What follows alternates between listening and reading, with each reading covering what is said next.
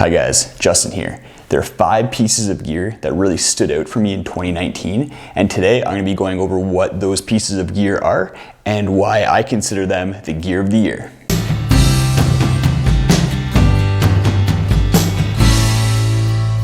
I've done reviews on most of this gear, so check out the description for links to those reviews, and you can get some more details and information on each piece of gear that I talk about today. Before we get into it, how about you guys leave a comment below with what your favorite piece of gear was for the 2019 season. I'd be really curious to hear what that is and maybe get some ideas for what my upgrades are going to be for 2020. First up, we have the Garmin Inreach Mini.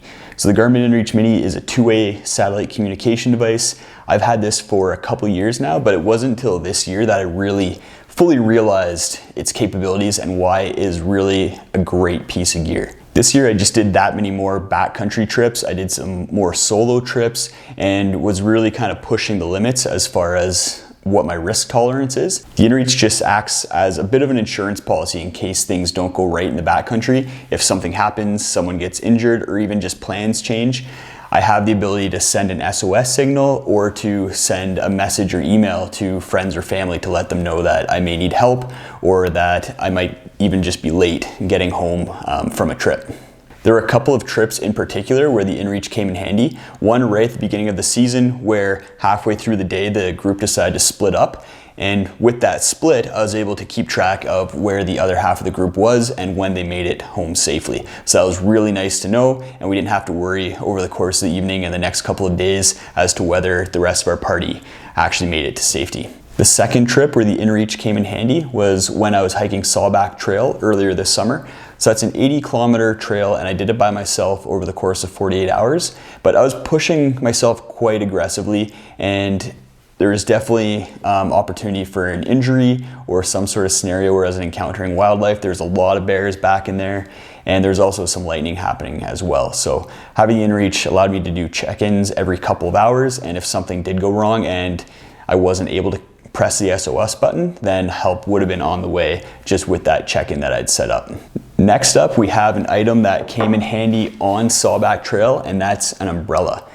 This summer was super rainy, but it wasn't really big downpours at any point in time. It was more intermittent rain where it'd rain for 15 minutes at a time. And with the umbrella, I was able to just pop it up whenever the rain came and hide away from the rain for a little bit without having to stop, take my pack off, put a jacket on, and really spend a lot of time stopping and starting again with the intermittent rain. This umbrella in particular only weighs 140 grams and has decent coverage, as you can see.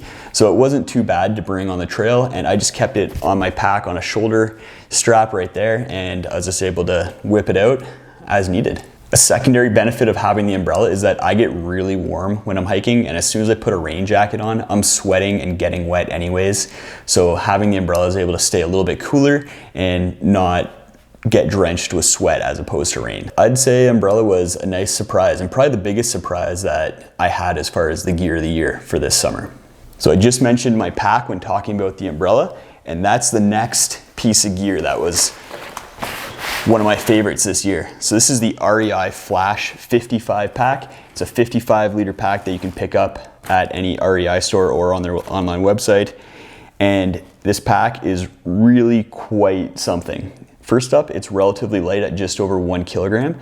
It's also a quite durable pack. It hasn't had any issues for me at all this summer, and I've been putting some pretty big weight into it.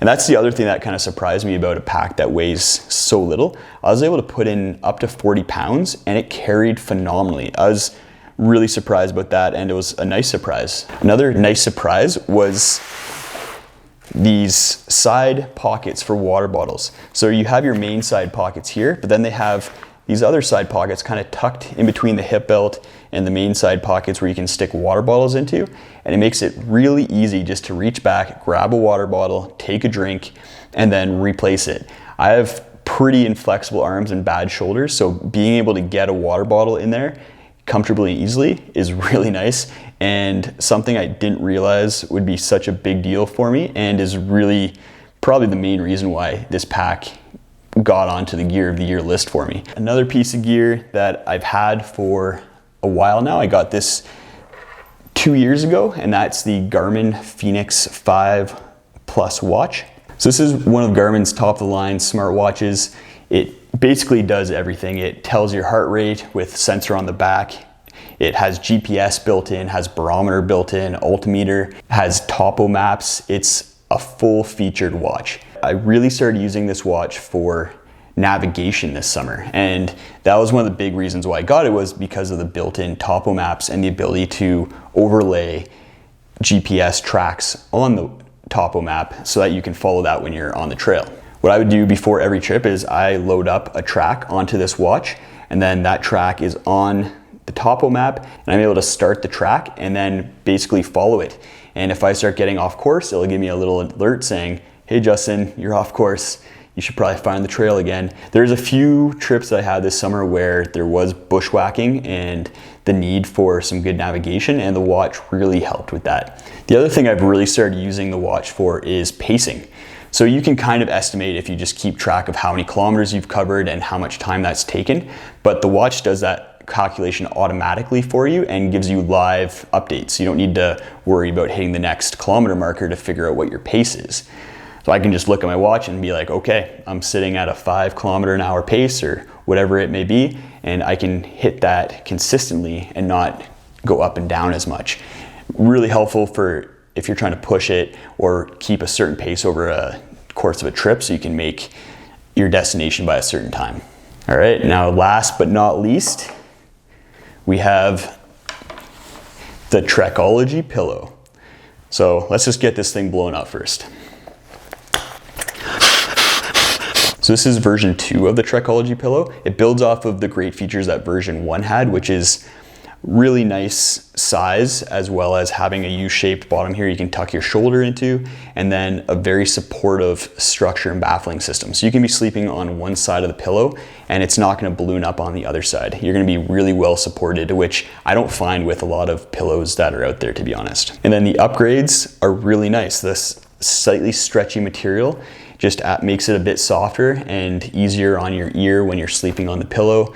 And then this strap is actually a game changer. I didn't realize how much time I spend when sleeping just trying to find my pillow and pull it back in under my head. That's partly because I'm a really active sleeper, so I'm always moving around, but having the pillow locked in place with this strap around my sleeping pad, it's phenomenal. It's amazing, and something that I don't think I'll ever change with a pillow. Any pillow from here on out, it's gonna have a strap. And really, while this is a great pillow on its own, it's also only $15, so that just kind of blows my mind that it's not only my favorite pillow that's out there right now, but it's probably the cheapest as well. All right, so we've looked at the Inreach, we've looked at the Fenix 5 watch, we've looked at the umbrella,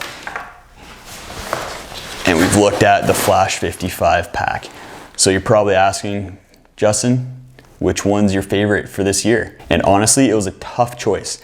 All these products are great, and that's why they did make it onto Gear of the Year for me.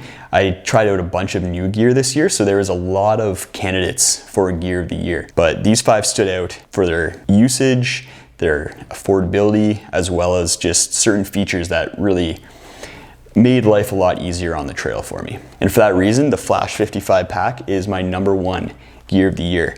And it really just comes down to these water bottle pockets here. They just make life so much easier. I drink a lot of water, I sweat a lot, and being able to easily access that water was awesome. If you have any questions, let me know. Otherwise, thanks for watching, guys, and we'll see you next time.